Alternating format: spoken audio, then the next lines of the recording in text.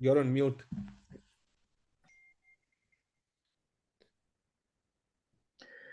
Group Captain, you're on mute. We can't hear you. Which I'm quite sure you're all eagerly looking forward, as much as I'm also looking forward to listen to them. And I've seen the synopsis, I've seen the book. It's really, really outstanding. Know so many things. Once again, good evening, ladies and gentlemen. All the viewers watching this program live, welcome. And before I now call upon the distinguished panel to take their place on the dais, let me briefly tell you what's happening in MMA in the next few days so that you don't miss them. Now, once again, wish you a very, very happy New Year. The first program we're doing after the New Year. I'm quite sure the New Year will be really, really very good for MMA. We have got so many new initiatives, so many conventions. And one thing which I really want to share with you is the Business Leadership Award for the year 2024 will be awarded this month. It will happen sometime in March. The distinguished jury has already selected the awardee for this year. It will be Mr. N. Chandrasekharan, is chairman of Tata Sons. He has also agreed to receive the award from MMA, consented to receive the award. So, like many more events are coming up. And the first one is on 8th of January. What's happening this week is Beyond Three Generations, Definitive Guide to Building Enduring Family Businesses. We got outstanding panel to speak to us on this because the record shows that beyond 3 generations, the family business doesn't really run through, and they get to either they get acquired or they get dismantled due to various internal issues.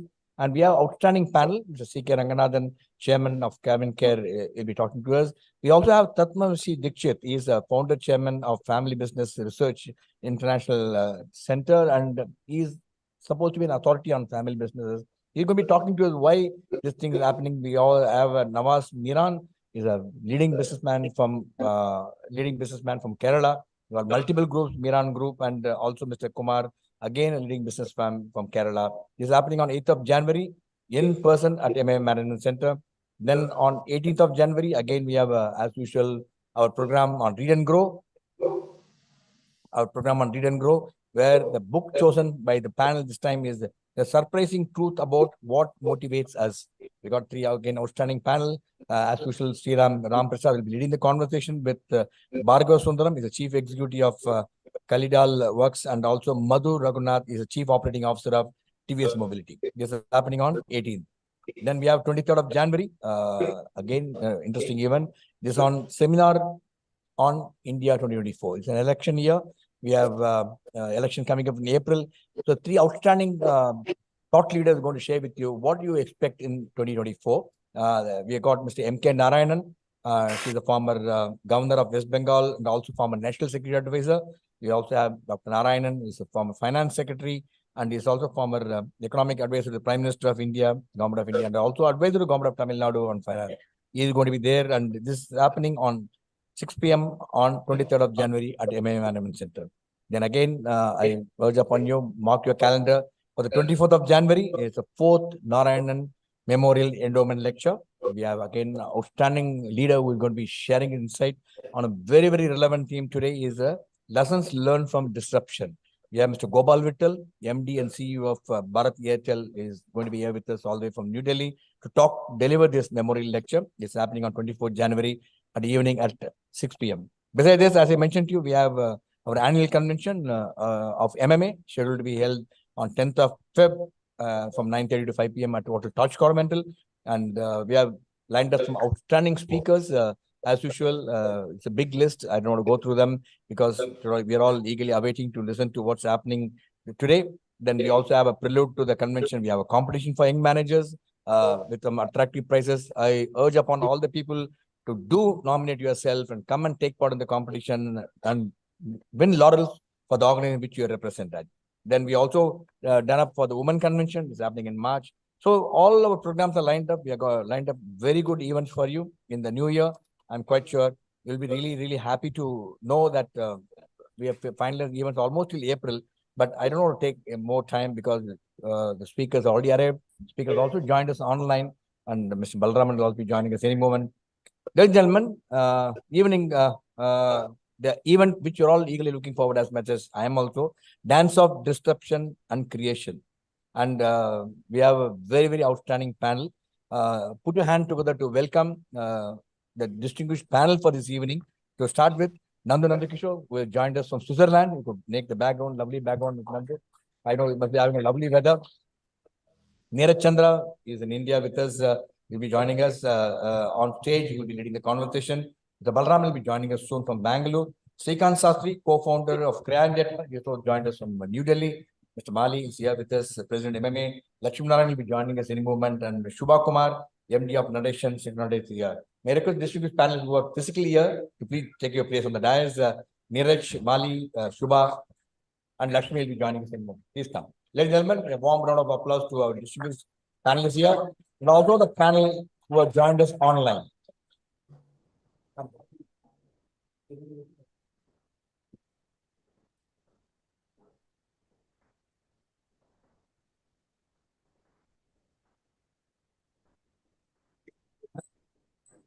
Yes, gentlemen, I think a very, very warm round of applause to people who have joined us from all over the world, and also who are here physically.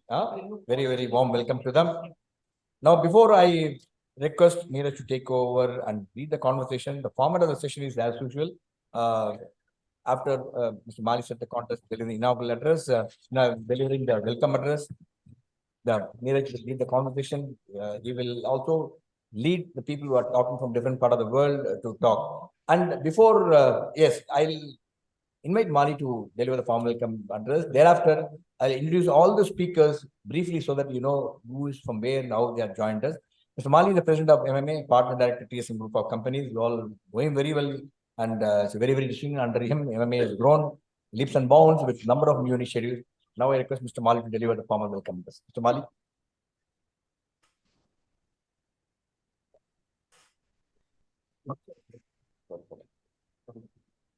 Good evening, everybody. Warm welcome to all of you. It's a very pleasant evening in Chennai, unexpected rains, and I think people have got held up thanks to the traffic. But great, all of you could come. Good to see a almost full audience. It's wonderful to have a power-packed panel on the discussion book, Dance of Disruption and Creation, anchored by Neeraj Chandra and Mr. Nandu. I have my friend Srikant Sastri. Hi, Srikant. How are you? Hi, Mali. I followed Srikant to IIM Calcutta a couple of years later. He's an old friend and is a partner. You're also a good friend of mine. So it's wonderful to see all of you. And I was talking to over the last couple of days. I should say something about Mr. Neeraj. I think me being part of the panel, I've been part of many panels, but I don't think I've ever prepared so much for a discussion like I did with Mr. Neeraj today. He spent almost half an hour with each of us, I guess, on the phone. And honest, I didn't read the full book, but I don't think he needed to read the book because he gave me a lowdown on what the book was about. So thanks, Neeraj, for that. And I think we're going to discuss how major disruption is happening in the world, both through technology and otherwise also. And how, as management professionals, entrepreneurs, we need to embrace the change and maybe ride the wave. I think that's the lesson I learned in my conversation with Neeraj. And I think today's discussion, and given the panelists here, you have Shuba, who's a manufacturing expert, you have Neeraj, you have Nandu, you have Srikant, who's done everything, and Lux, our treasurer Lakshminarayanan, who's a financial services man. I think we have a fantastic panel. I think all of us are going to have a great time. The sheer diversity of thought available on the table and in the discussion. Thanks everyone for coming here. Thanks for the panelists to help us organize a program like this. It's going to be of tremendous value to all the people who are attending online and in the auditorium today. As all of you know, MMA, Madras Management Association, is the best known management association in the country. We won the best management award for many years together now. I don't want to jinx the number by saying it with a number.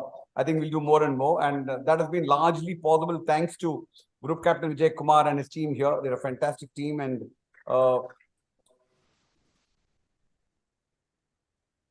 working with Vijay Kumar is like what the discussion is about, embracing change. He works at such a pace, I can tell you, that it's hard to keep up with him. Over the last 8 months or 7 months, I worked with him as president. I can tell you there's a lot of learning to do, and Madras Management Association with around 8,000 members and so many chapters is a fountainhead of knowledge and drives management thinking and knowledge in this part of the country and across the country. We get speakers from everywhere, and every year each convention, whether it's the annual convention or the women's convention, is really a platform for the best minds, not in the country but in the world, to come and speak. So as Mr. Vijay Kumar is going to have those shortly. So this is another occasion where we have the best in the business or best brains in the business talking to us about, I think, what is most relevant in today's place, dramatic change, and how we embrace it. I'm sure all of you will have a great session. Have a great session. Thanks for being here. Thanks for all those attending online. On to a very stimulating evening. I hope to learn a lot. Thank you. Thank you, Mr. Mali. Thanks so much for your formal introduction. And now it's my proud privilege to introduce the distinguished panel for this evening. Lakshminarayanan, please start. Let me have the privilege of introducing distinguished panel for this evening, starting with Nandu Nandkishore. Nandu is an author, former global CEO of Nestle, seasoned business executive, venture capitalist, and business school professor of over 40 years of international experience in FMCG, retired as a global CEO of Nestle Nutrition and former executive vice president at Nestle.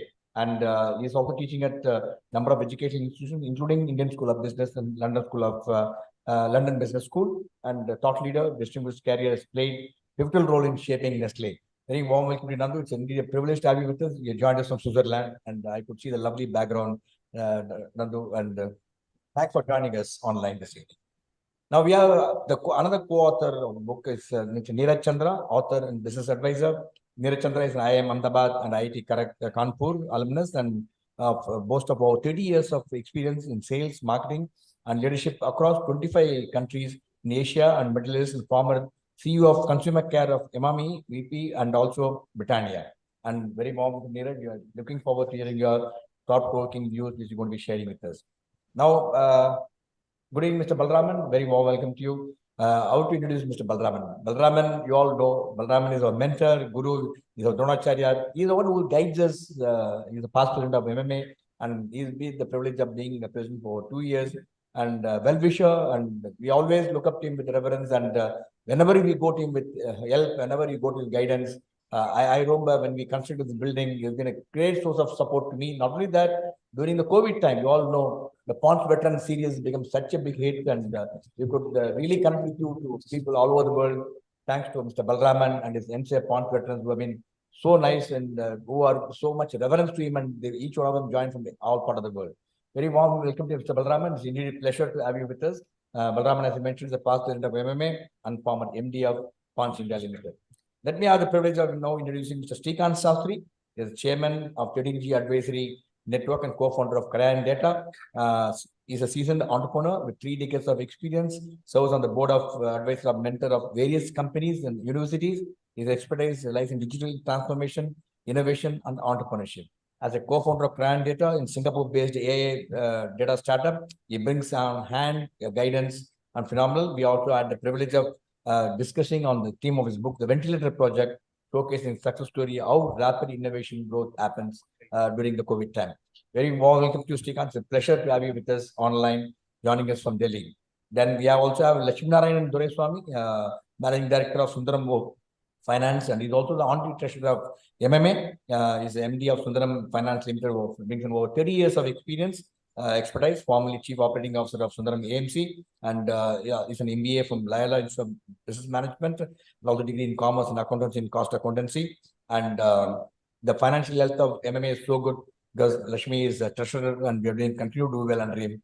Very warm welcome to Lakshmi. It's a pleasure to have you with us this evening. Last but not the least, Shuba Kumar is again very, very important person, member of the MMA Managing Committee, a great source of inspiration, guide to us. Shuba is a managing director of and board member of Natesan Group, a global leader in automotive and aerospace industries. Received the Distinguished Alumnus Award from IIT Madras. Big round of applause. Not everybody gets the middleman. Distinguished alumnus is very, very choosy, and she's got an MBA from Stanford and an MS from MIT. She played a very key role in creating Natesan's R&D center, expanding into an aerospace and receiving the industry accolades from all over the world. And she's been a great supporter of MMA, and also gives a lot of input for various conventions and conclaves, and great orator. Pleasure to have you with us. Now I hand over to Neeraj to take you over from here on. over to you. Ladies and gentlemen, again, once again, big round of applause to distinguished panelists who have joined us online, here in person. As much as you, I am also eagerly looking forward to listening to their thought-provoking views. Thank you. I think it's a real pleasure being here. Thank you, Mr. Balaraman. Thank you, Captain. Thank you, Mr. Mahalingam, for having all of us here. I think this is a really dynamic place. I've been in touch with MMA before, and it's a pleasure being here. But the pleasure is even more because the subject is very close to my heart and Nandu's heart, and would love to have your views on it. And last but not least, in fact, what was most exciting about it was talking to the core panel members. These half-an-hour conversations were most exhilarating ones. Maybe we could have written a book around them. So when you look at this area, we all live in some kind of change, all of its sense all over the place. But it's a whirl of technology, a blur of things which greets us around. But it is an epochal change happening, and it has happened in the past also. So perhaps we could just go back in time and see some of the things which come from there.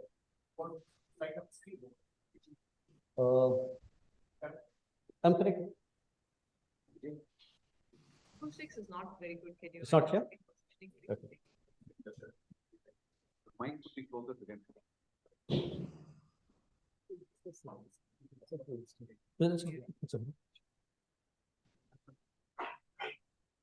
Sorry, so when change happens, we could go back in time and see what happens then. So let's go back, let's say 60 million years ago.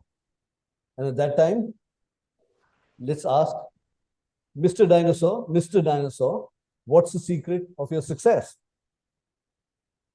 What would he say? He'd probably step back and say, Lux Beauty Soap, right? But then he'd go on to add that it's his size, it's the claws, the big teeth, which makes him successful. But we all know what happened after that. It's not the strongest, it's not the fastest who succeeded. It was the ones who adapted most to the change. Okay. So that's one thing which comes from there.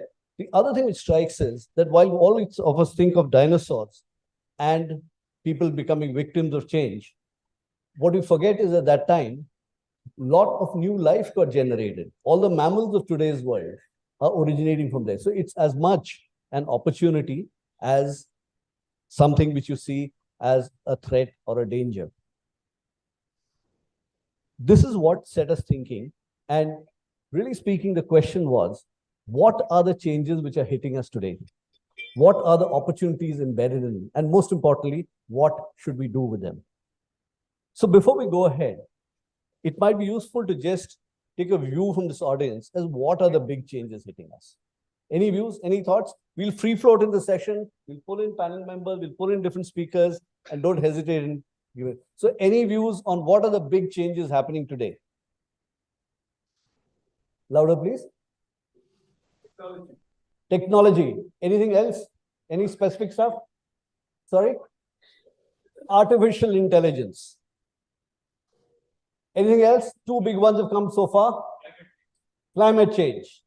So at this stage, I think one would like to take a look at what changes, and who better to tell us about something induced by climate change than Nandu, who's sitting in Switzerland. So Nandu, that's when I'd hand it over to you to talk to us about this change.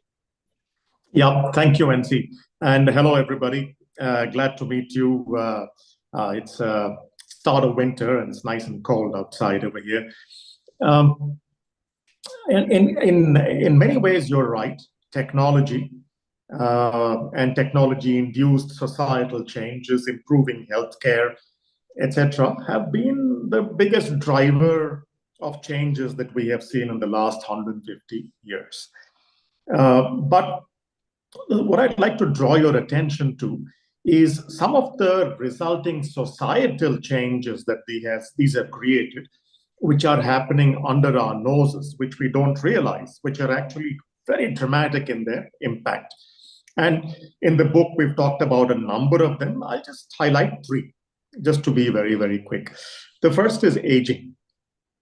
As long as we have been working, and at 65, I've been working now for 43 years. We are used to a society with a few old people and a number of young people.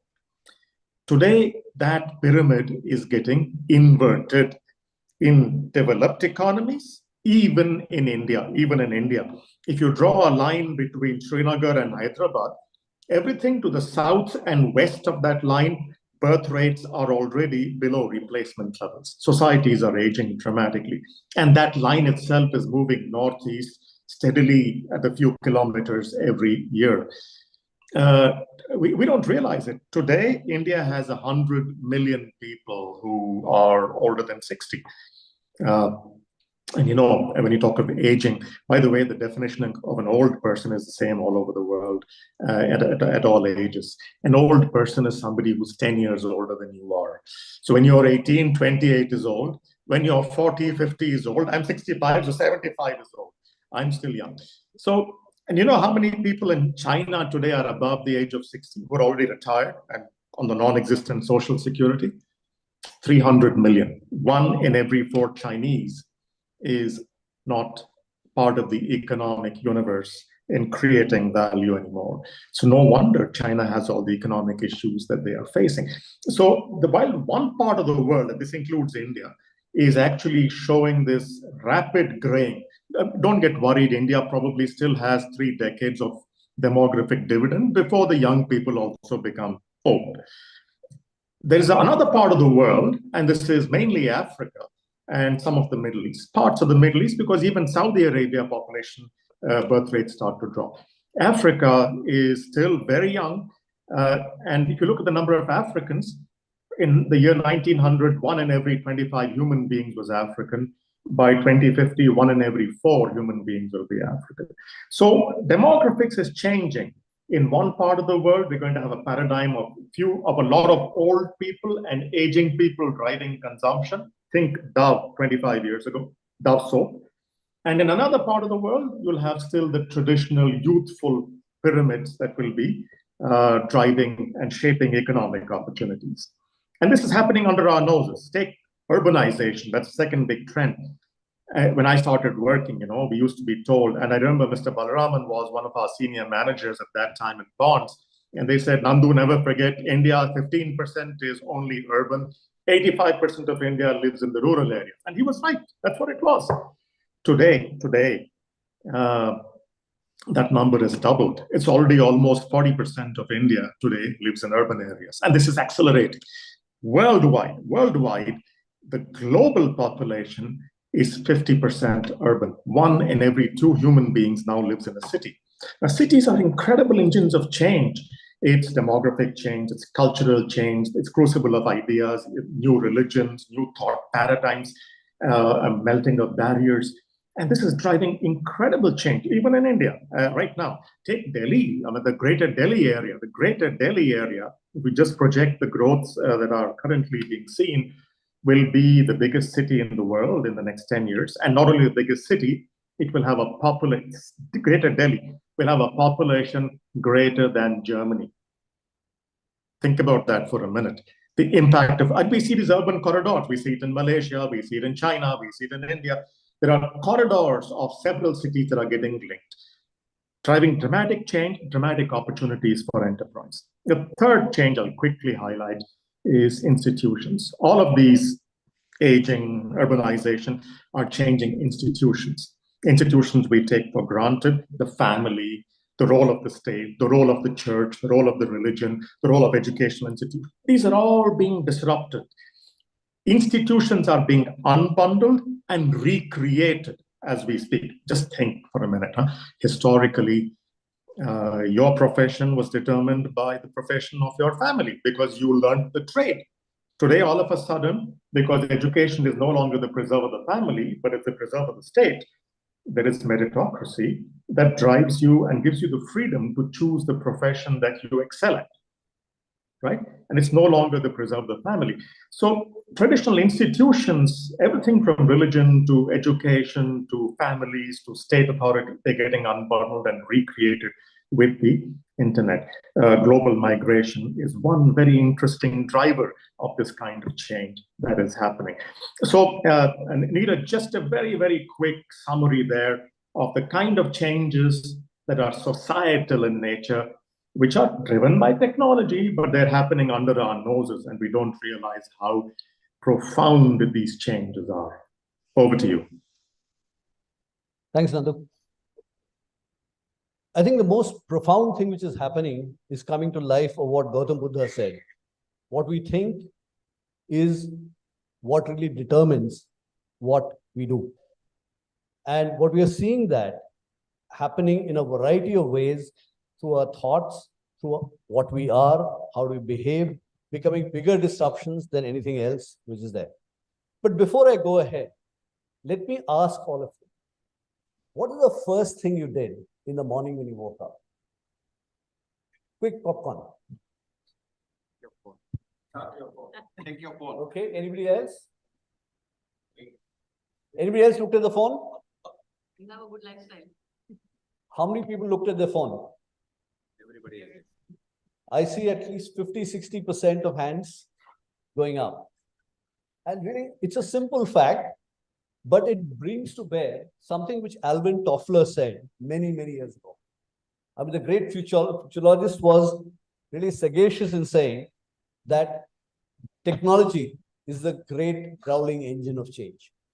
It is what makes it happen. And I think while such a simple fact of waking up and looking at the phone, it is perhaps the most profound technological shift which has helped us well. And I'd like to take that as a little illustration of trying to understand the why so's and so what's of technology, and perhaps do that because we'll just pick up limited perspectives in this vast area and see what it does.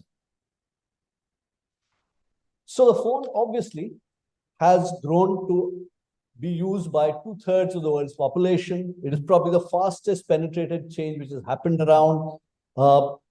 It is something which has become fundamental to life, and there are lots of things which all of you could tell me about. But let's just try and understand the basic technology and how has it affected mankind or humankind. So it all started with a little device which started affecting larger parts of the world towards the end of the century, last century, and was primarily a voice device. In came in little add-ons like the phone camera, and it built up. And what it did was add the handiness.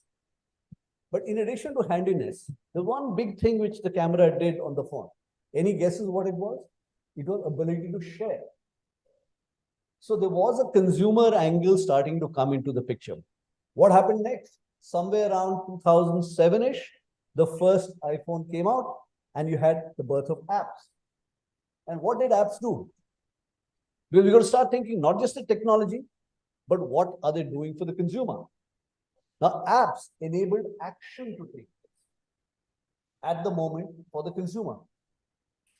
Around the same time were smartphones. And what do? They basically enabled more complicated actions to happen. So sites started migrating on it.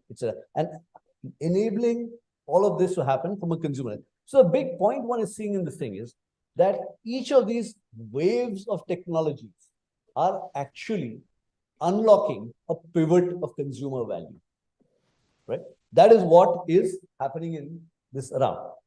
The democratization of phones opened up and suddenly the phone became a symbol of identity, right? As you go further, you're seeing the dimensions of connectivity changing. It's a transformation of connectivity. And you saw along with the transformation, I think transformation by connectivity which is happening. So you had coming in now things like the 5G thing, which is enabling better latency levels, a different kind of applications coming in. Right? You're having it go further in another strange but very interesting manner. Connectivity happening because you're having translations being ability.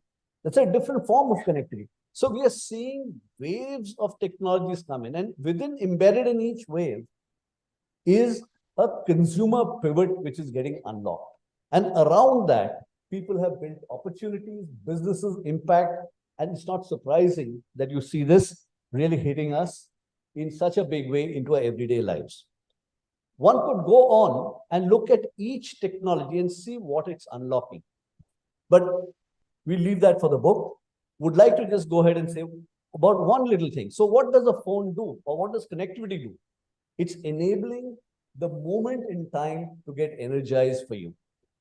But along with it came in two other things which have made a difference. One, okay, you get connected, but so what? Okay? The purpose comes in because the rest of the world now migrates onto that connectivity, and you start living in this virtual world, a so-called quote-unquote metaverse with increasing powers, where everybody works in it. So the purpose comes in because of connectivity. And not only that, you start seeing this becoming more intelligent. And therefore, you suddenly started migrating, and we're reaching the cusp of it, to a world which is connected, a world which is virtual, a world which is intelligent. And really the transformation on that is what is creating opportunities beyond our imagination. So we are seeing in a very simple way, a whole set of stuff coming in, which is building around technologies in the same. We could go ahead and take a look at these technologies as single streams. But what happens is, it's not one technology which is coming. It's actually not a stream, it's a cauldron of technology. It's a huge set of things which are happening, changes happening, not merely technology. And if you look at the image, you can see here how so many things are happening. Each of them is combining, each of them is mixing up together to create new action. Let's just step back and look at what is happening. So you have new users and new users of technology. So if somebody opened an app, others think of it and create new applications. And trust me, studies, formal studies by McKinsey show that 2/3 of the benefits of even older technology are still lying on the table, right? Because industries haven't taken them ahead. If you look at it further, not only is the new users, technologies are combining to get together. So if you look at the car, the self-driven car, it's a combination of things which involve AI, it's a combination of sensors, it's a combination of connectivity and various other disciplines which comes and gives you the car. They combine and create bigger disruptions. Well, a simplified, a more humble version of that is the household cleaner, the robot, which again uses similar technologies. So technologies are combining to create effects. Some of these effects are totally unintended. So when, for example, you had, let's say, social media being born, in the good old days, I think around 2005 or 2006 is when Facebook first got its 1 million consumers. Who would have thought that little chatterati groups would have become the foundation on which today's industry, today's marketing, today's politics, everything resides on. So some of these impacts are unintended and they don't accentuate. Like a tsunami, the tsunami comes down with time. These accentuate. So we are seeing a lot of change which is happening and is combining and fixing and mixing together as such. Not only this, you're seeing opportunities come in on a very different thing, on things which you haven't even seen before. New stuff is coming in the world of medicine. New stuff is coming in various other disciplines like space, which are on the horizon and are further building this cauldron of change and disruption. You know, at this time, I thought it might be useful for us to actually shift gears and look at it from another dimension. And I'd request Shuba to talk about something which is purely quite literally in her space, which is about the emergence of drones. Please. Thank you.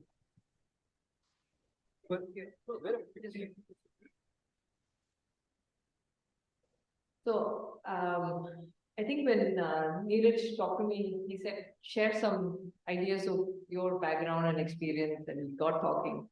So we talked about drones. Do you know that drones can actually plant trees 10 times faster than human beings? So we are going to reforest. It can happen so much faster. We just use the support of drones. And they're also fighting wars in the world today that we've never, in ways that we've never imagined so far.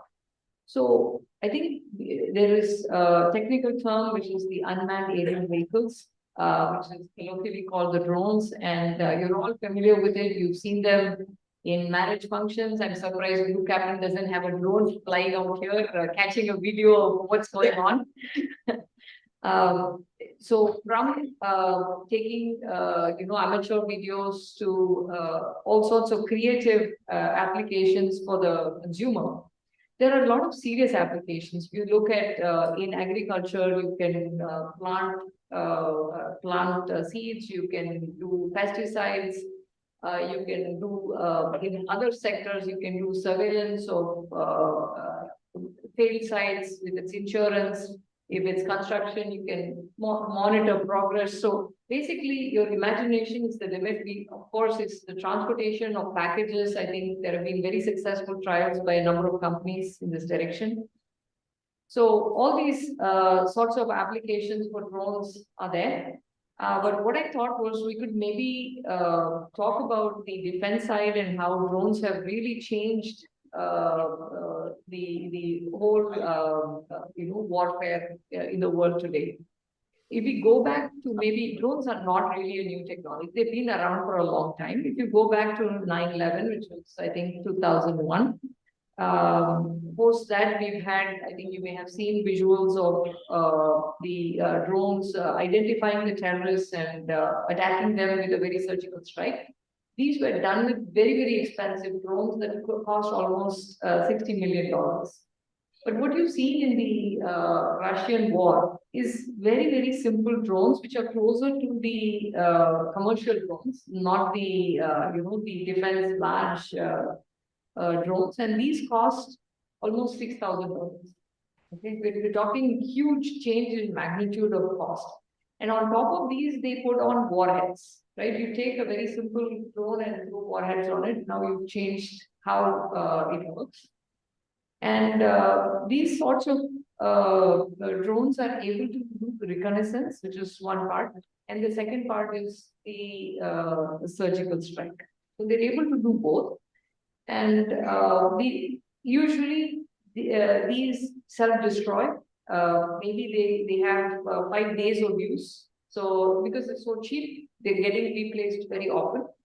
Now, what was big capital expense now has changed also what the level playing field is for a number of countries, right? So you don't need a large budget, you don't need very fancy equipment. You take simple drones and weaponize them, and you're able to achieve significant damage or impact.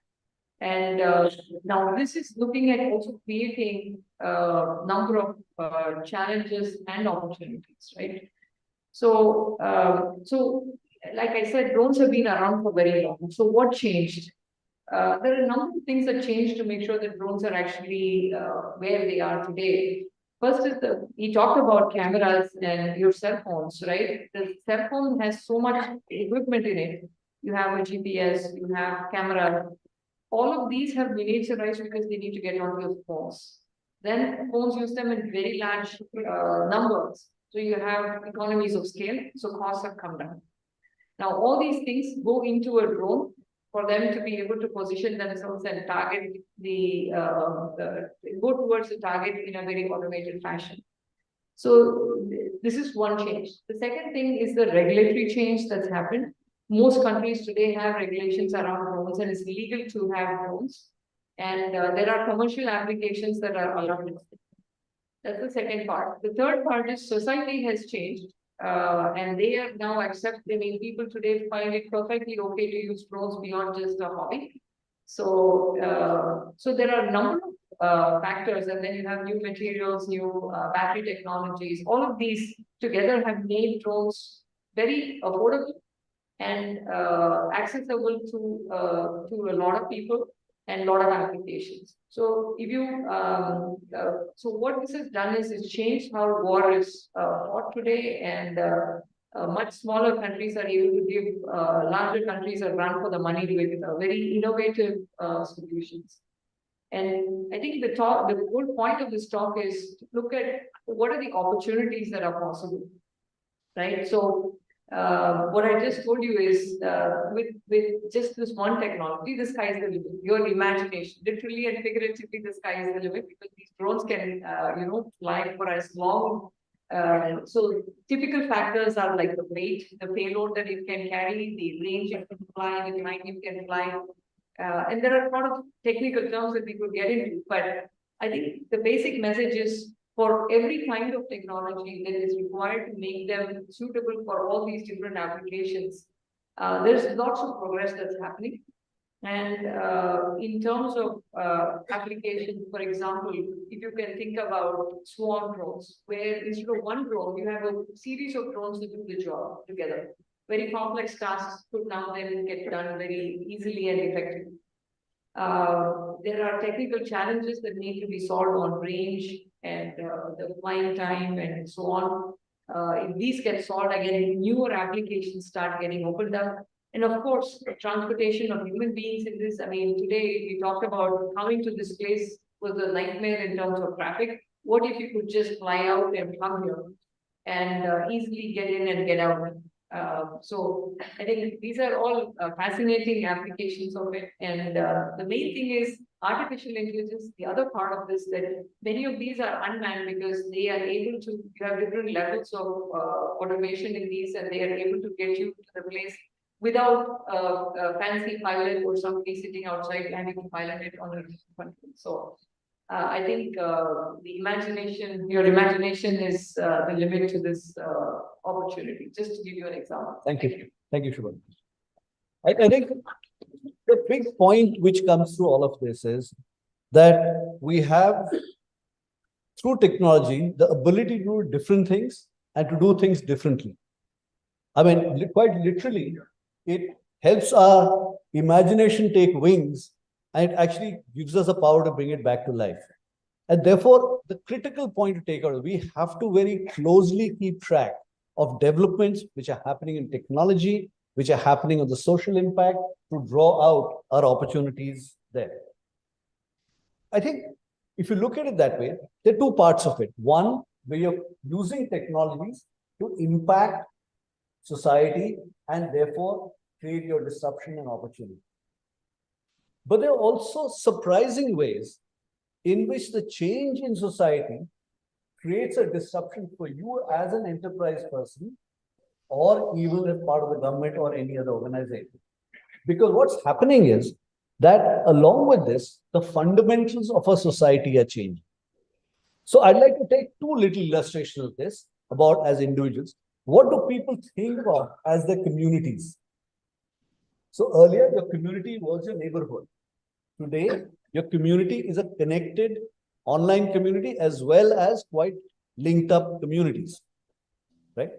Therefore, our concept of community has changed. Our paradigms of consumption are changing. So let me take 2 or 3 illustrations there. Today, you want whatever you want is something which you use anytime, anywhere. Anytime, anywhere is the new paradigm. Assisted living is the new paradigm. You want somebody to suggest for you, right? You want hyper-personalization. Now, if you as an enterprise person don't live up to these trends, which are fundamental shifts, you lose an opportunity. If you latch onto them, you get an opportunity. And who's heard of this brand called Mama Earth? Right? So here comes this one brand, which has got a valuation in a short period of time of in excess of 13, 14,000 crores. And you may question valuation, but there's no denying the fact they made an impact. And all because they've lived up to the trend of people, how people want to buy, shop, and what's their concept of a personalized product. Whereas a lot of the giants in personal care, frankly, haven't moved. So societal changes in how consumers' paradigms are changing because of this, because it's cauldron of change. Similarly, our sectors are changing. You know, entertainment. What was entertainment 20 years ago? So 40 years ago, entertainment was waiting for Doordarshan to get Chitrahar, half of it on a Saturday, half of it on a Sunday. Right? Then it became the whole spectrum of things which come in with having lots of channels coming on air, everything's cluttered, you have lots of stuff happening, but frankly speaking, terrestrial channels. But the concept of leisure has changed dramatically. So today, what is now the flavor of the month? Right? OTT? Right? Different things which piped into your house. It's quite a change. It's a total spectrum, very much personalized, very much to different genres of things are emerging. Not only that, gaming is becoming big. So leisure is changing, sectors are changing. Similarly, you can go into education, similarly, you name a sector which hasn't changed, and I'd be surprised. So fundamentals of sectors and consumers changing. I could go on, but let me, at this stage, try and see what does it mean for us. So the basic point what one is trying to make from this is that the fundamentals of a consumer and the fundamentals of a category are changing. We've got to do something about it. But if you're a cynic or if you're more level-headed, you can turn and say, all this is there, but frankly, can't change that much. This is all for people who are either tech aficionados or, predictors of the future. Doesn't matter. I mean, if you are in Bengal, you say, Hobena, no change will happen, right? And, at this point, I think it's a privilege to know somebody who's done some stuff of that kind and can tell us more about it. Somebody who actually can talk to us about disruptions till the cows come home. And I'd like to just, like Srikant, to give a point of view on the possibilities which arise and why people start acting and taking action using some of his learnings from his prior experience, which I'll let him talk about. Srikant, over to you. Thanks, Neeraj. I think both between you and Nandu, you spoke about disruption in FMCG industry, media industry, etc. I think what's important to remember is that even unexpected and traditional industries are getting disrupted. The earliest example was an iconic company like Kodak, which was riding high in the late 1990s, and suddenly by 2012 had declared bankruptcy because they were just blind to the fact, and they were in self-denial about the fact that digital cameras were throwing them out of the game. They became complacent. I think that complacency is what killed newspapers across the world. In a country like India, television channels we thought were evergreen, but Disney's having to sell its entire entertainment business and merging it with Reliance, actually. Automobile industry, thanks to EV, auto components industry, you don't know what will happen to it. Cement companies will get disrupted because of advances in material science. Things like geopolymers come in, you don't know what will happen to traditional cement. But that said, so therefore, every business is getting disrupted and needs to be watchful for. My ringside view of this really came alive during COVID when, and this is something I've spoken to an MMA audience before, when I got involved in leading a task force mentoring two young engineers to design and build an ICU ventilator, bring it into the market in 90 days under lockdown condition. Idea to manufactured product in the market in 90 days. MNC like Philips or GE, they typically take 18 months for idea to market. And here we could do it in 90 days under conditions of lockdown. It requires a different mindset. It requires the ability to orchestrate a team of people which is very agile, which comes together, works 24/7, works irrespective of the geography you're in. And it's made possible because of the world we live in. You don't have to be in the same office. You could be a geographically dispersed team across the world contributing ideas, and you can get things done in record time. It is changes like, besides technology, it is the new ways of working. It's the ability to bring concentrated teams of people in a record time who can build new products. That is what will be the new paradigm of working in future. And that's what large companies have to watch out for. And that's the thought I want to leave everyone at this stage. Thanks, Srikant. I think Srikant's talk and experience about how concentrated ways of working, different ways of working can enable change to be grasped. Equally, I think that time like COVID showed that consumers are there to grasp it. The amount of change which has happened during a short period of time during COVID in how people work. So it's neither a supply side issue nor a demand side issue. The opportunity is there if you want to seize it. And at this juncture, I'd just like to flip over from talking about the changes, the disruption, the things which are happening, to actually saying, what do we need to do? What should be our action mantra? What are the kinds of things which will help us seize the opportunity. And that's really what we'd like to flip to as the next theme, which one would like to just talk about. And really, the long and short of this, or the first part of this actually, is one, we need to reimagine in many senses our value spaces and enterprises and the way we do things as such. Now, what does it mean? What are the number of examples of this are in zillions. Nobody can list them out, is limited only by imagination. But we can draw a few themes to illustrate the point and then leave it to our imagination to get inspired and triggered off to do things. So what are some of these things which actually can help us tap the newness of the imagination? So let's start with the first. So you talked about some big mother loads of disruption. No, we've had things like demographics which are changing. We've had things like somebody mentioned sustainability and weather, climate change and things of that kind. Urbanization was mentioned. But embedded in this are things which enable us to reimagine our opportunities. So, for example, if you take urban, the urban infrastructure requirement is 5 trillion a year on a worldwide scale, and largely, which is in the developing world. Right? Not only that, there are challenges of the urban poor. There are things where 70% of the greenhouse gases are released by urban centers. We know the AQI in Delhi, challenges which offer solutions to be found to imaginatively handle crises. So there are in these mother loads of change opportunities for it, be it urbanization, be it, so somebody mentioned cement. Somebody mentioned cement on this, and actually, I've interact fairly often with a person called Mr. Dalmia, who's changed his entire industry to go into green cement. He's bet his industry on that, right? Similarly, Tata Steel. So there are these mother loads of disruption, which is one theme to pick out, and there are many more.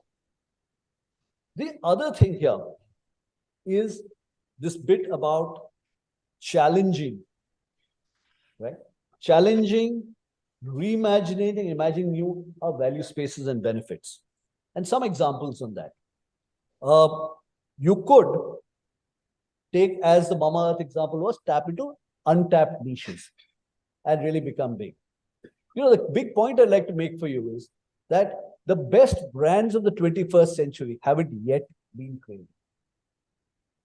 They will tap into things which seem like niches and grow up, right? So imagining that is one way of doing it. Another thing you can imagine is challenge assumption and trade new. So I had a pretty terrible experience with Uber right now while coming here, but that apart, they're reimagining the way you can work without your own resources and do stuff on this.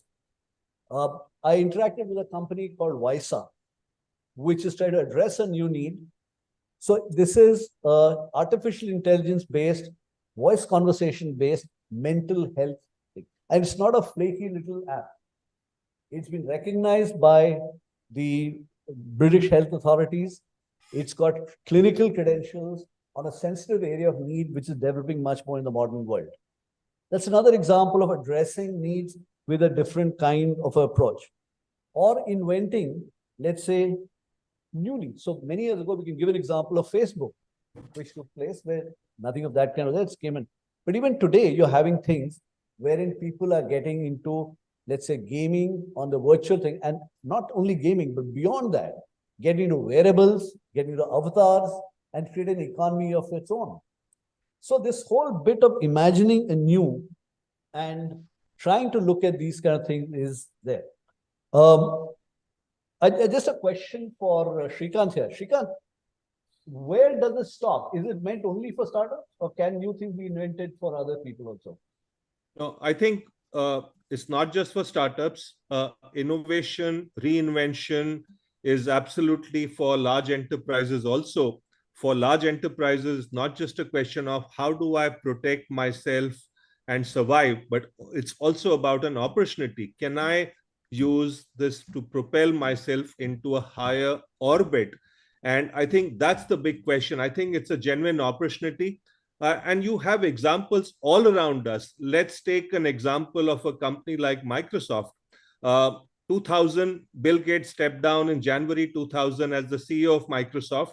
For the next 14 years, the share price of Microsoft remained very low and remained plateaued at a very, very low level. Why did that happen? Because during those 14 years, Microsoft did not reinvent itself. Steve Ballmer, who's the CEO, never understood the fact that the world was moving towards mobile computing, which is why once upon a time, Windows as an operating system was ubiquitous. Today, when all of us use mobile phones, it's either iOS or Android. There is no Microsoft operating system on the mobile. So Microsoft was slow to the mobile game. Likewise, they were slow to the cloud computing game, and they got left behind by Amazon Web Services. So there are periods of time when companies are unable to tackle the challenge or reinvent themselves. But 2014 February, something else happened. Satya Nadella took over as the CEO, came in with a fresh pair of eyes, a fresh perspective, and the company transformed itself. And today, Microsoft is one of the most valued companies in the world. So I believe that the world of innovation and disruption is an opportunity for large enterprises to really transform themselves and propel themselves into another orbit. And you have plenty of examples. And you, more often than not, it's the leadership that makes a difference. Steve Jobs coming back to Apple, Apple was transformed. When Ratan Tata took over Tata Group, it was a sleepy giant, but that sleeping giant went global under Ratan Tata. Reliance is a great example, a mammoth business. We always thought Reliance is a great industrial company, could never be a consumer-centric business. But look at what Mukesh Ambani's done. It's one of the biggest consumer businesses in India now. So you have examples from across the world and from India, which show that large companies can, if they do the right things, move into a completely new orbit. And I hope, Neeraj, that answers your question. Thank you, Srikant. I think so. This change is not only for the startups, not only for the new things for large companies. I'd like to move one step further. It's not only about enterprise. It's not only about enterprise. The biggest impact of handling disruption for betterment is seen in the space which you would call the public space, the government space. Some of the best examples of work which change the lives of many are actually rooted in Chennai, right? So I'll come to the Chennai part in a minute, but take a look at the whole phenomena of the Aadhaar card. It has changed lives based on a technological practice applied across different industries and largely supported through by the government. Similarly, we have seen the whole UPI phenomena, right? Today, in a very short period of 5 months or 5 years, you've seen the number of transactions dwarfing that of any other thing around. I mean, you go on a street corner, the beggar will show you a card which has his, QR code. So it is changing things, and the whole area is changing because of action by governments. ONDC is another area which is coming in. And these opportunities are there for governments and in a variety of ways. I've just taken one little isolated thing. I'd leave a question here for the audience because I wouldn't probably want to go. Where is the opportunity here for social scientists, for academicians? There's a big one, and we'll come back to it if you have the time later on. So this thing is an opportunity not only for small, it's not about flaky startups or people with creative bent of mind. It's mainstream. It's not mainstream in enterprise. It is mainstream into governance. It's mainstream in society. And why should it not be? Because when you're changing fundamentals of working by going online, by handling intelligence transactions, is fundamental to any action of human beings, right? So there is an opportunity which extends beyond the stuff. As we move further into this, what you realize is that the strategic core of the business is changing. The who you sell to or who you make things for is becoming different. The what you're offering that person, you're reimagining, or he's reimagining, or she's reimagining. The technology which you use to deliver it is changing. So the strategic core, which is the who, what, and how, is changing, right? And there are various things which come in of deciding what that who, what, and how is. And that's one big challenge. But even if you know this, how do you actually make it work? Right? And this is true equally of small companies and large companies. But I think there's a person no better than Nandu to talk about this, having struggled and had the challenge and done many things in large companies to make it happen. And thereafter, also in smaller companies, make the change about as to what really can help you seize these opportunities, even after you identify them, even if you quantify them, etc., etc. So Nandu, over to you on what you see as a challenge. Yeah, thank you. Look, we discuss, a lot of these things that companies can do in our book. So you have the details over there. So it would be unfair to try and steal that thunder. But let me just draw out maybe three big thought bullet points for you to think about. The first is the stance, the leadership stance that you take to come and look at something like this. Most leadership traditionally in companies has an inside-out stance. They say, this is our business, this is our cash flow, this is our strength, this is our competency, what can we do? So it's an inside-out. And more today, you're almost called to reverse that. Look at an outside-in. Look at what else is happening out there, what new technologies are coming, what new capabilities are enabled by technology, and therefore how you need to remodel the organization. How committed are you to really change? If Steve Jobs wasn't committed, he would not have launched the iPhone, because the first business the iPhone killed was the iPod, which was his cash cow, right? So you have to have the courage to actually allow the change to disrupt your current business model, and that's not easy. That's a huge call, and that's one reason why Microsoft in the initial days was hesitant to get on the mobile and cloud computing, because they were afraid to cannibalize what they already had. Yeah. The second kind of tension that comes for companies is in the traditional S curve.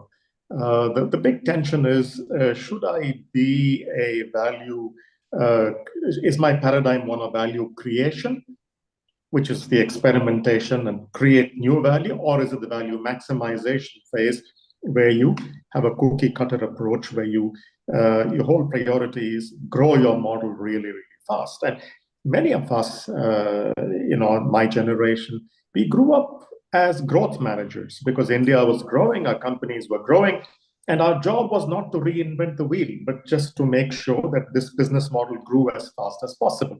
Value maximization was the name of the game. Today, it's increasingly this tension. How do you manage this tension between value creation and value maximization? You need to do both. How can you do both? And if you're doing both, there are other tensions to internalize. Like Kodak is digital cameras. Is it a threat, or is it an opportunity, or is it both? How do you play both games? And if you want to play both these games at the same time, then the third big challenge, how do you create an organizational culture that allows you to play two different games at the same time? How do you create the managers and leaders who are ambidextrous, who are able to play two different games and learn to play two different games? Fascinating challenges, but they're all in the area of leading organizations, and not just leading organizations, yet in the area of how to organize to win in this new disruptive reality. Neeraj? Thank you. So we've seen change, we've seen opportunity, we've seen what we need to do, which changes the strategic core. We have some leadership challenges which come in. The point is that all of this is not an armchair exercise. This is not skimming the treetops and deciding what you want to do tomorrow in a casual conversation. It's a serious enough thing to have a professional toolkit for how do you seize the change opportunity, right? This is not minor shifts of the alliance. And how do we build those professional skills is an important part of the thing we go to. There are big things which we see in current industry, and we'll come in a couple of minutes onto seeing how some of this is affecting industries on a day-to-day basis. But before that, I'd just like to say a couple of things. One, we've covered the thing in broad brushstrokes, but we've had a lot of brushstrokes. We try to cover a lot of stuff in a very short period of time, right? And we've been actually driven by the passion. We are compelled to try and share this so that we can seize the opportunity. It's a dense area, but we can seize the opportunity and build further. But frankly, no single person could even think of trying to do this, right? The important thing is that sitting in this room is a community of change makers, right? Each one of you can be a change maker, can seize the opportunity around. And really speaking, the purpose of this talk is try to invite you to become a change maker, to contribute to this thinking and take it forward, right? Because in doing so, you have an opportunity of creating new businesses, building new markets, getting a better competitive advantage, and indeed to make the world a better place, right? What we'll do is there are other aspects of this which I would like to go through, and we'll come into a short panel discussion on various things or whatever. We take different industries and take it. But given the fact that we have an audience here, which I'm sure has questions, we'll take 2 questions and then move into the panel. Sorry for shifting the gears, but I'll just do that. So any questions, burning questions out there, we'll do that and then move quickly into the panel as such. Yeah, anybody? Right, just, and you can address in general, we'll pick it up depending on.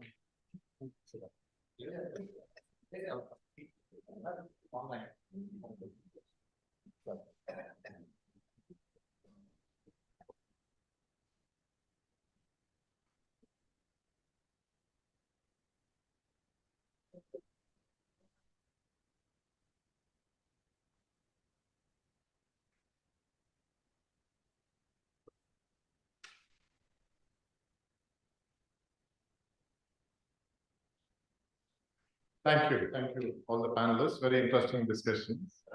I have only one question. I was slightly intrigued to see in all the discussions on the perspectives that were shared. 2 important points I felt would also be added. One was on ESG, even though there was a mention of climate change. ESG, how do you see the panel, all the panels, how do you see that? And DEI, which is again gaining a lot of prominence. What is your perspective? Thank you.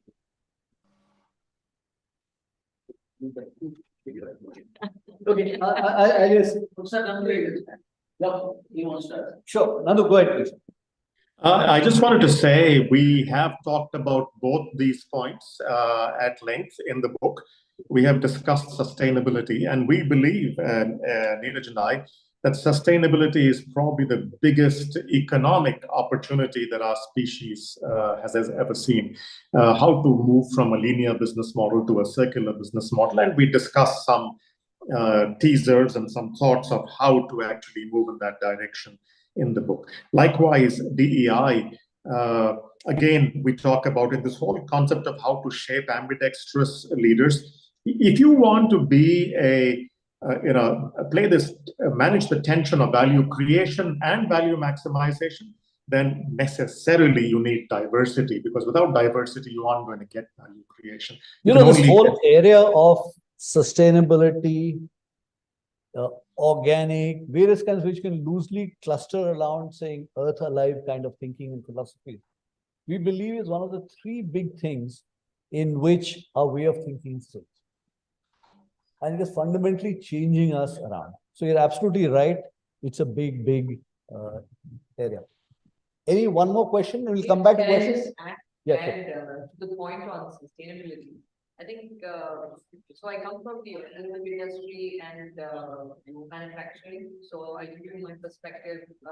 So auto industry knows moving towards electric vehicles was part of the overall sustainability and but that leaves only one part of it. And we need to look at sustainability far beyond just the car. I think today you see most of the drivers are non-carbon neutral. You see the roads, they're all around. But I think sustainability is about a way of doing things in a sustainable way for a long term. And I think that change in perspective needs to come where literally if you look at the definition, it's about leaving it for your future generations without overusing any of the resources. So that change takes a complete change in mindset. It's far beyond the compliance requirements that you see today. But certainly compliance requirements have come up in India and in the rest of the world. The top 1,000 companies in India are required to report on their ESG goals.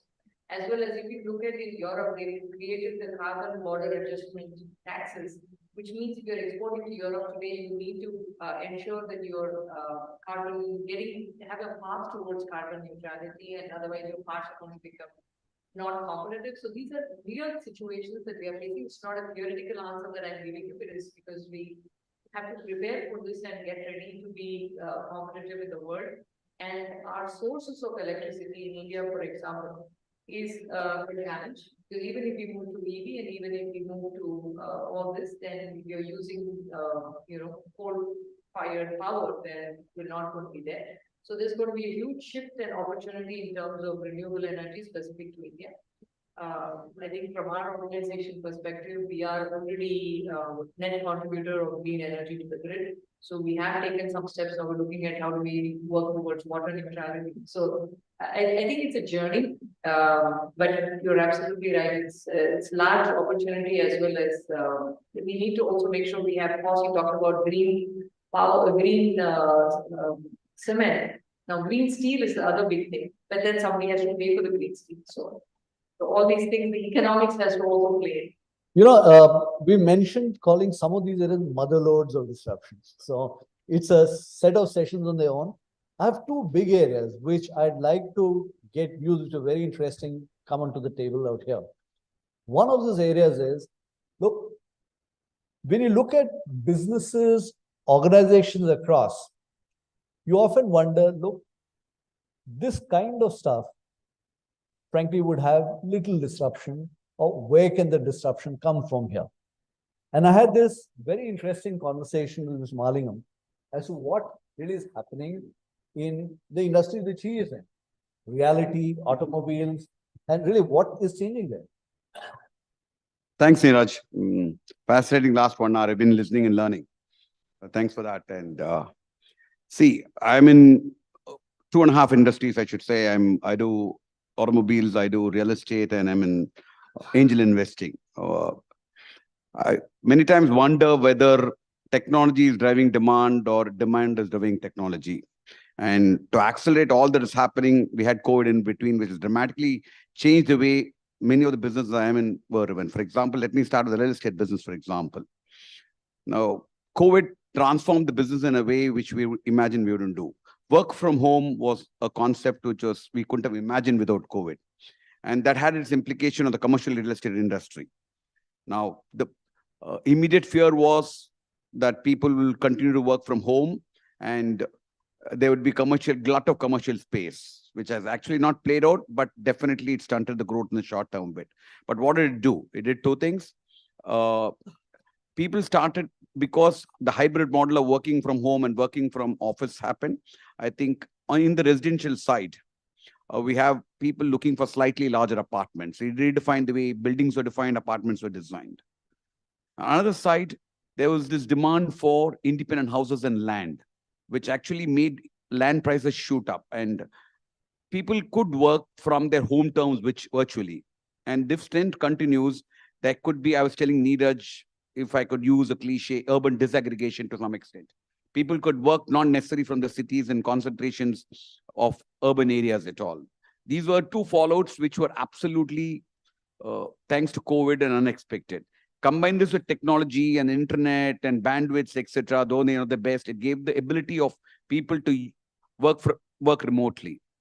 The other thing is, along with this, what happened was with the startup environment, etc., and people not able to afford commercial spaces, the co-working spaces are a function of, in real estate industry, are a function of technology and the startup environment happening. So dramatic changes have happened in the commercial estate, residential real estate, and the land industry business which we are in. And it's a conjunction and a combination of technology, demand change, and the co-working space is another symptom of the way the startup ecosystem looks at a business.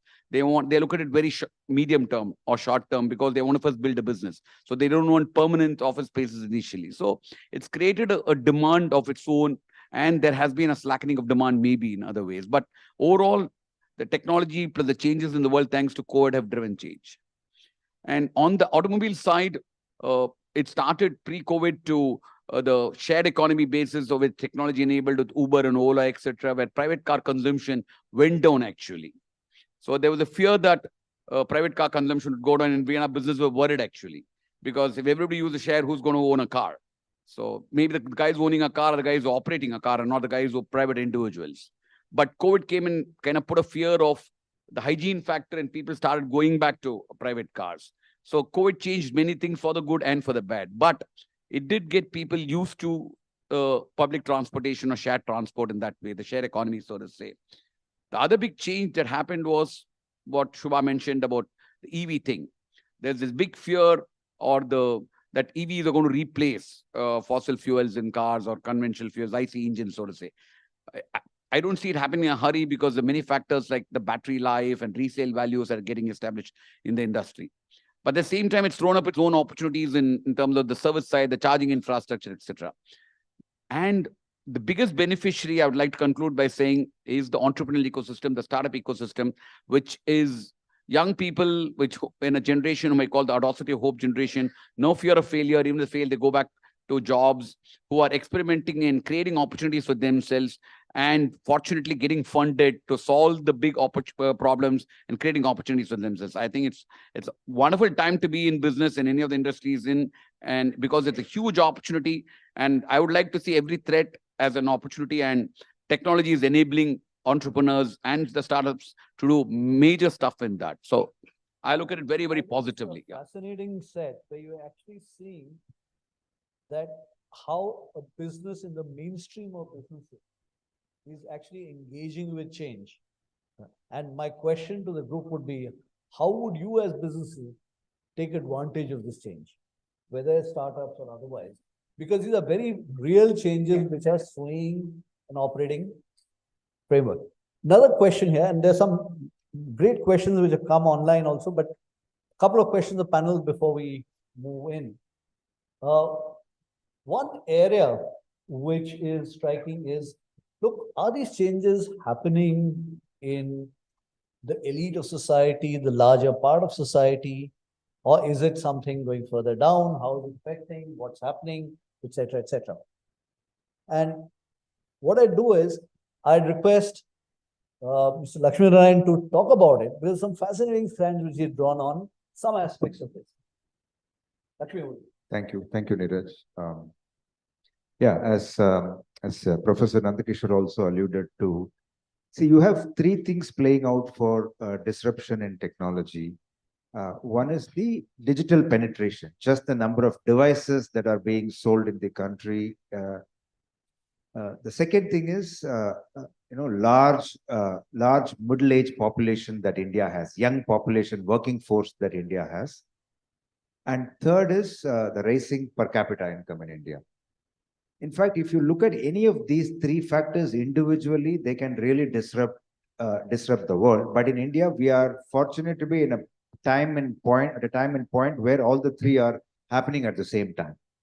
So it's a little surprise that, there is a digital disruption of the scale that we are witnessing is happening today.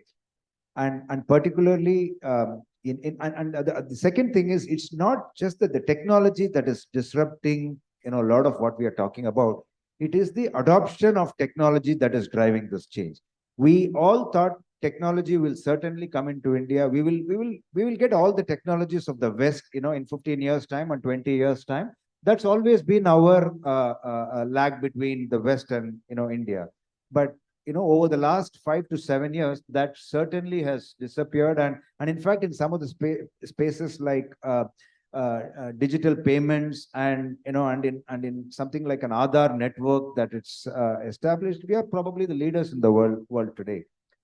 And all of these changes, when they happen, none of these are isolated changes. They all have an impact elsewhere. For instance, when digital payments came in, Aadhaar came in, we never thought we will be sending money to smaller towns to the bank accounts of these customers. The digital payments enabled, there are tier 4 and tier 5 towns that we operate in a lending space, where our customers are traders, electricians, carpenters, and and self-employed workers. All these workers, they accept digital payments. They are banking customers. So, and what that does is they create a banking records for them that creates a credit score for them, and credit score enables them to access bank finance for them. So the benefits are multitude, and you can't even begin to imagine how some of these things are playing out. And when the Reserve Bank talks about surge in unsecured lending or surge in small ticket lending, it's not because suddenly people are borrowing more. It is because all of these people who were otherwise borrowing through unconventional means are now becoming formal borrowers, because banks and financial companies like us are quite confident of lending to them because we see a track record. Earlier, this was a cash payment where I could never verify a source of payment or an account. Today, everything is formal, and these smaller towns, they pay GST. I mean, that's the best part of it. So everything is coming to formal economy. And to the other point, when we get data like GST collections in India is going up by 10%, while your GDP is up by 6%, a part of this is also by a formalization process that is happening slowly but steadily. And secondly, from the ultimate beneficiary of a lot of disruptions that we are talking about is the consumer. The consumers, the spheres that this is affecting the consumers is in several places. Today, we don't need to go to a customer to do a lending transaction. We do a video KYC with the customer. We can do a WhatsApp video with the customer. The customer logs in and he shows his track record and he shows his PAN card and other things, and we can conclude a transaction digitally, and the customer gets the money wired to him in where he or she is today, and payments come back to us through UPI or digital modes. So the kind of disruption, and 7 years back, if you had asked me, we would be a paper economy where we would have piles of paper sitting and doing and writing checks, couriering checks from Chennai to wherever we send to. It will take 5 days and 7 days, collect checks back from the customer. I mean, the amount of disruption that has happened in financial services is something that is quite extraordinary, and we believe that this is only at the at the surface of what we are looking at. With everything that we are talking about, artificial intelligence and blockchain technology, etc., the real change is yet to come in this space. No, I think it's a fascinating example of such authentic change, such fundamental change happening in a variety of ways. There are one or two more questions on the panel, but there are two very interesting questions which came online, and I'll just take up one or two of them, and then we'll come back briefly before we close. Yeah. Yeah. So there are two questions here. One, in what ways can businesses collaborate globally to harness the opportunities presented by these changes? Do you think the concept of the changes are different in India than globally? This is a question which has come on from Sabarish from Chennai. I think fascinating question. Anyone who'd like to take it on? NC, why don't you take it? Okay. No, I was wondering, so Balaraman, given that we discussed global, if you have a point of view?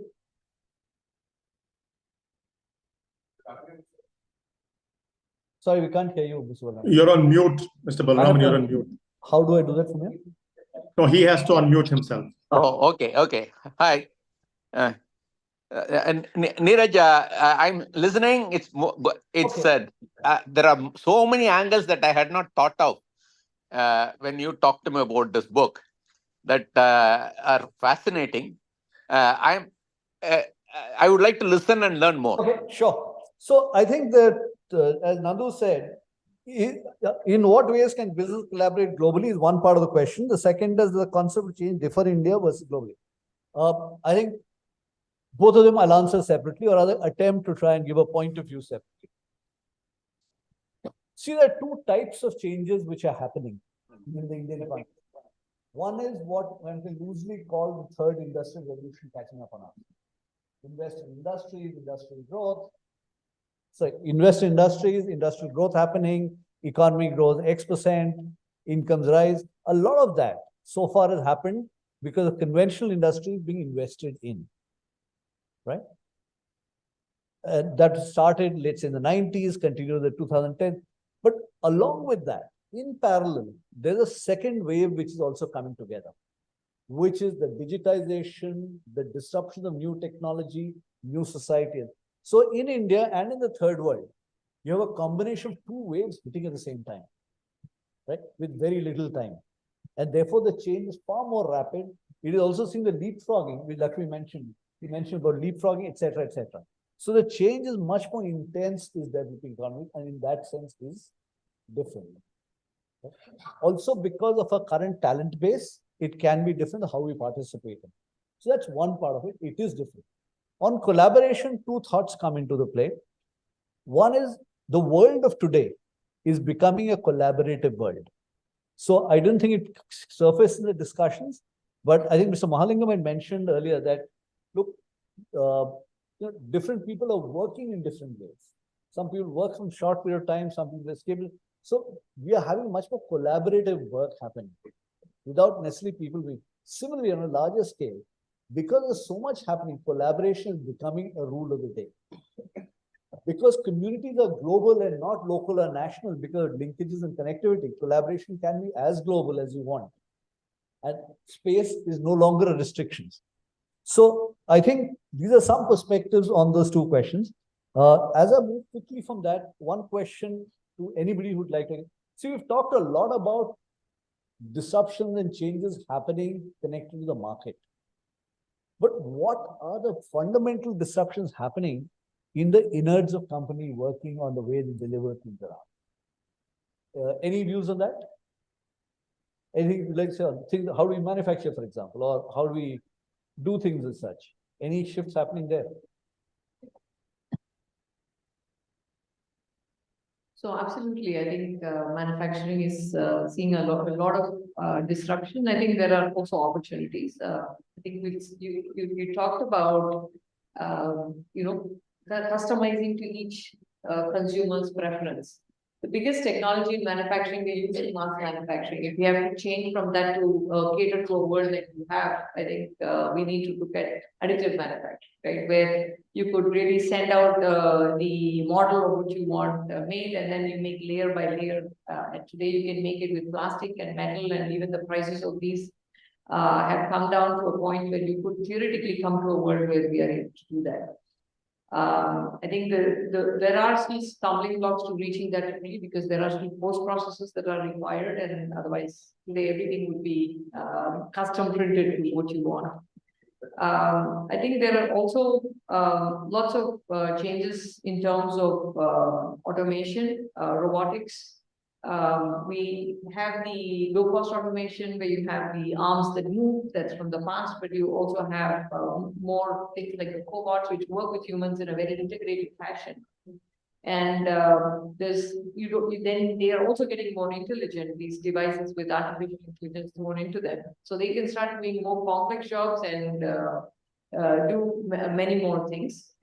I think also in terms of opportunity, you can see a number of startups today in the manufacturing space, maybe making stuff, but also doing things around it. For example, people use artificial intelligence for making codes. There is a case where you could have maybe lights out, and these are real examples that I'm quoting, where there are companies in the world that are doing it, usually smaller startup companies. Where the complete factory is on a lights out basis, like you're having the dark stores for Swiggy, Instamart. Manufacturing companies run completely without any manpower. So you just feed in a model of what you want made, and then it creates the programs, it goes in, gets manufactured, it chooses the right tools and gets processed and comes back out on the other side. So I think there are, in the industry 4.0, that gives so much data, and with AI tools going on top of them and data analytics, there's lots more stuff that's possible with manufacturing. So I think every industry is getting disrupted, but along with it comes a lot of opportunity. I think, so you see in manufacturing, you see in every process in the company, things changing. So for example, earlier data science and data analytics was much more on transactions and processing and stuff of kind. Today, the companies are reaching into the moment of the consumer, knowing what he or she done that very moment, linking it back to the work chain. So it's moved forward. It's integrated much more there. And things of that kind. So there's lots of changes there which are possible there. But I'd like to just close with one question which I think is very important, and I'd like views not only from the panel but also from people. Are there ethical considerations that businesses should keep in mind when adopting and implementing new technologies? I think it's not only a great question, it's a great space of issues. Apart from that, any views, any thoughts? Srikant, any views on that? Yeah, sure. So I think one of the challenges is that because technology moves so fast, as an organization, whether big or small, you first start experimenting with it, use that innovation to build some revenue streams. And for a while, you may not even know what is ethical or unethical because you're getting into completely uncharted territories. And at some point of time, self-regulation comes in and a regulator comes into place. Take data privacy as a good example. When Facebook first made its appearance as a social media, no one really talked about privacy. People were willing to share everything about themselves on social media. But as Facebook became a much bigger part of everyone's lives, and there was misuse that started happening, whether during elections in US or marketers using it to defraud customers, suddenly people become conscious of privacy, saying, how do I protect my phone number, email ID, etc.? And then companies partly start self-regulating themselves, or stronger regulation starts coming in by governments. So therefore, it's not a black and white situation in terms of where the ethical boundaries are, particularly when you're dealing with completely new technologies. And that would be my point of view. I think Nandu has something to say as well. I think it's a fabulous question, and it's a question on which really I would welcome the views of Mr. Balaraman as well, because he is our respected guru for all of us. But really, the technology is a tool. Okay, technology is not good or bad. How you use the technology, how you use the tool is up to you. And here, the fundamental challenge in all our minds, and this is a mindset thing, we always look at purpose versus profit as a trade-off. And what we can do today is to use technology not to play the trade-off, but to find the sweet spot, which enables purpose and profit at the same time. Profit is good, yeah, with purpose. So that is really the opportunity. I prefer to see it as a positive, as a tool that we can use to create this opportunity. Mr. Balaraman, I would really be interested in your views, because we all have a lot of respect for your business and spiritual insights.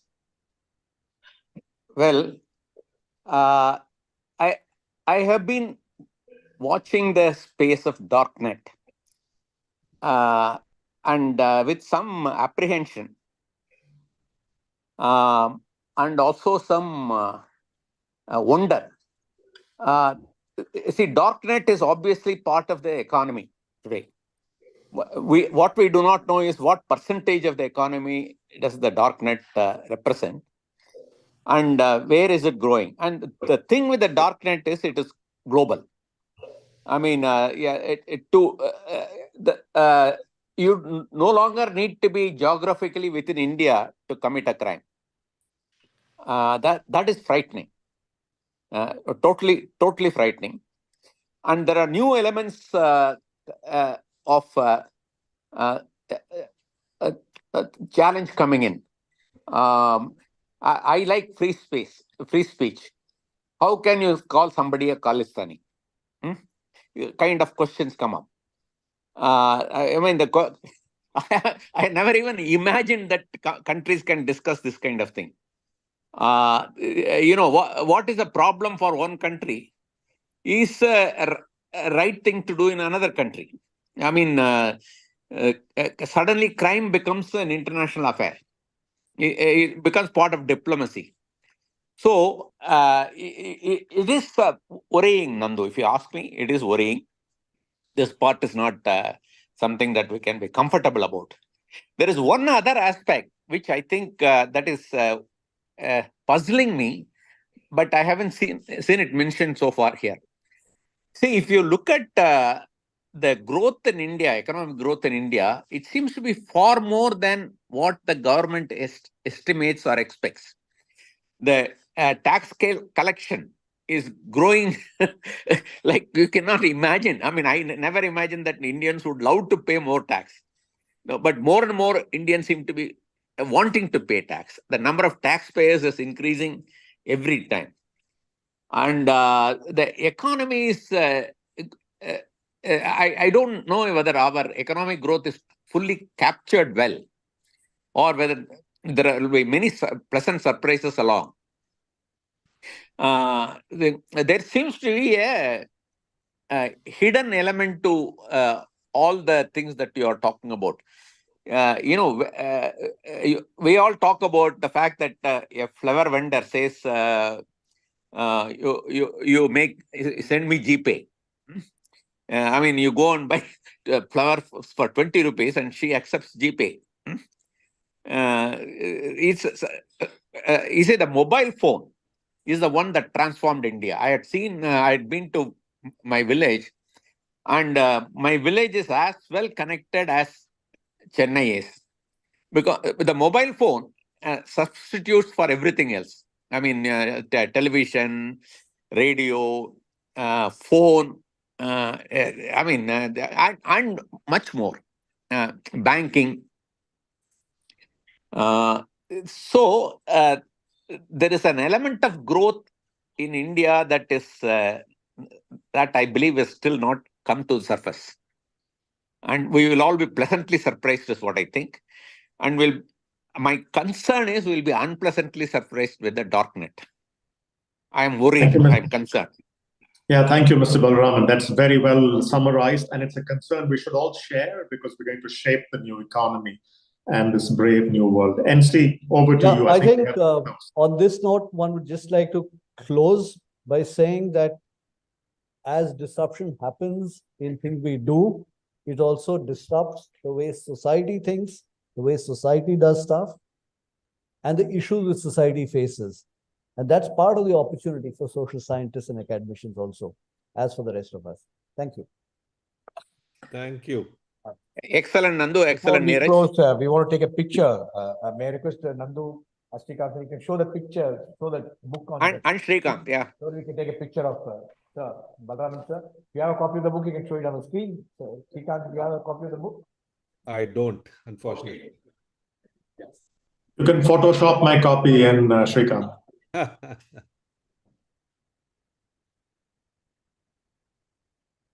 Thank you. Thank you, ladies and gentlemen. We have over 750 viewers watching the program online, and sir, we are separated by distance. Nandu, Nandkishore, Srikant. We have digital memento for you. In the meanwhile, I request to present a memento. Thank you. People who joined us here. Congrats. Digital memento on screen, please. Yes. What we do is we, on your behalf, we give the poor children books. In school, we work with number of schools here.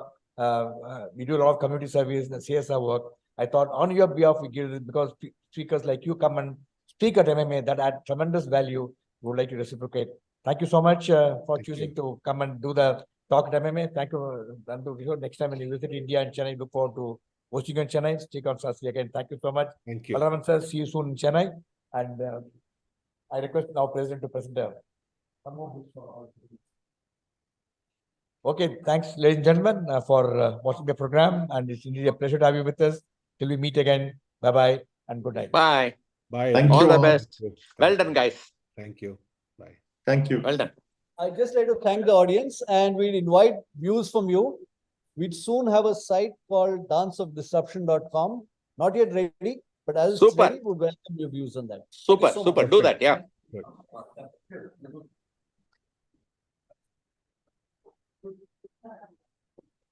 Today, we are also you're also work, so I can present a book to you. Yes.